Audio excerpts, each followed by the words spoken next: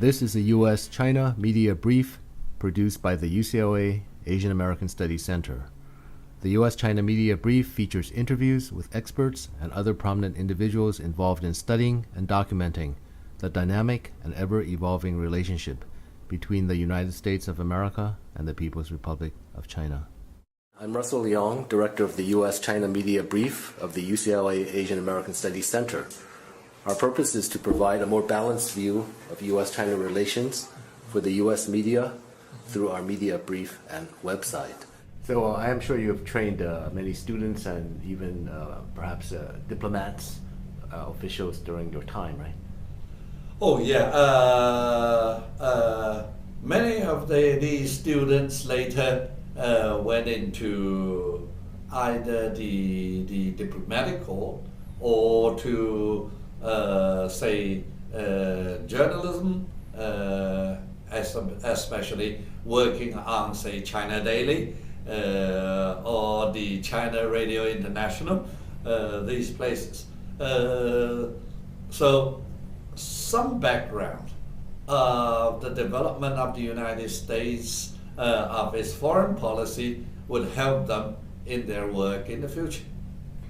Now, when your students encounter the recent decline and the problems in the American economy and so forth, how do you explain this to your students? Well, of course, there have been many analyses either in Chinese or in English about this. Some say Chinese socialism saved American capitalism, or talking about the G2 or Chimerica, all these things. My advice to my students is be careful in your evaluation. I think the danger today as a Chinese looking at these things is overrating the Chinese strength, failing to see the problems in our course of development. And the other side of the picture would be underestimating the vitality of America. That is, America could, if its policy is right, could get over the thing and recover. So if you think that that is the beginning of a declining process without any change, now that would be a pretty dangerous sort of estimation.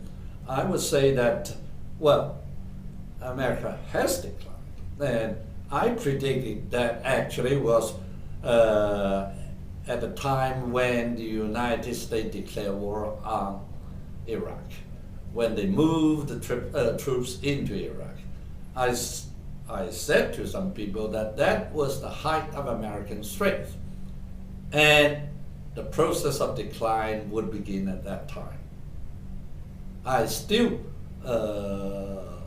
stick to that sort of estimation, but the process will be very wrong, and there will be ups and downs. It's not a straight downward trend. If they can cope with the situation in the right way, I think the United States still has many of the factors that are positive that will make the United States strong for a long time.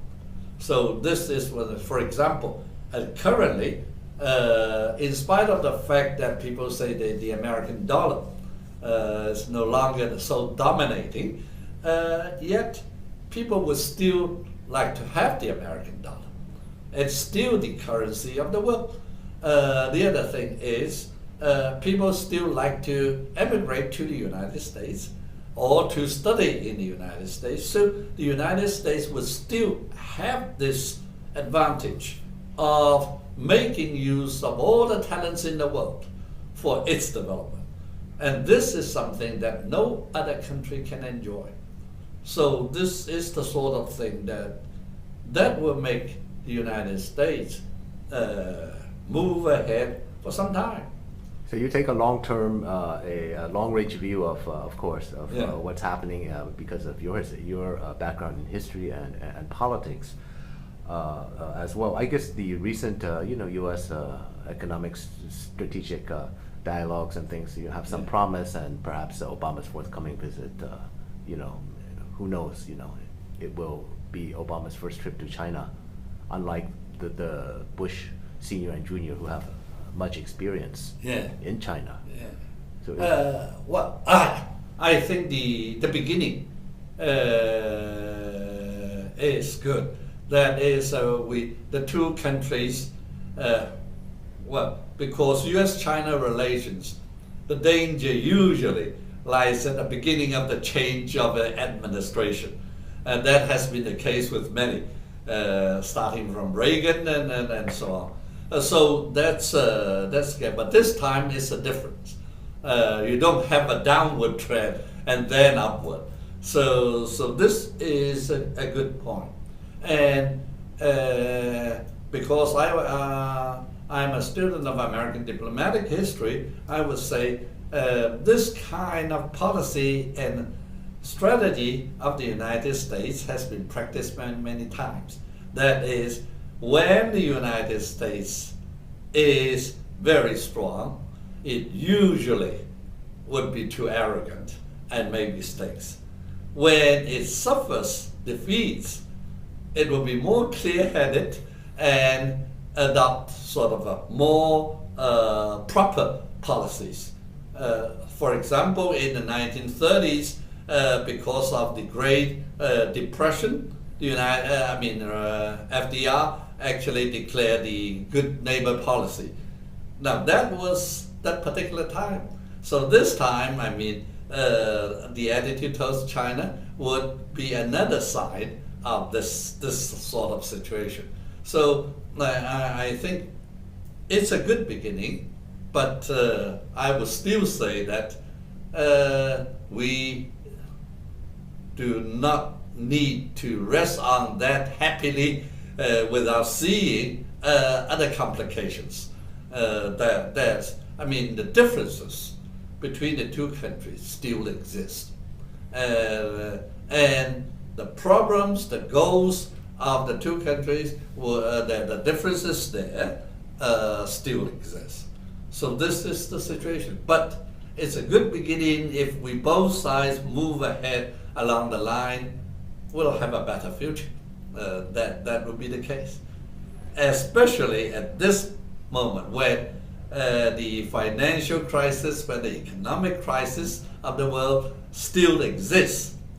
This will be something to bring the two together, because any kind of conflict between the two would bring disaster to both. So this is the sort of situation. Just as a common enemy at the time, the Soviet Union brought the two sides together. That's the same. Who you think who is an astute American observer of U.S.-China relations? In your view? If you talk about the Chinese, I would say that the dean of the School of International Relations at Beijing University, that is Wang Jisi, would be a very astute observer of the thing. Yeah,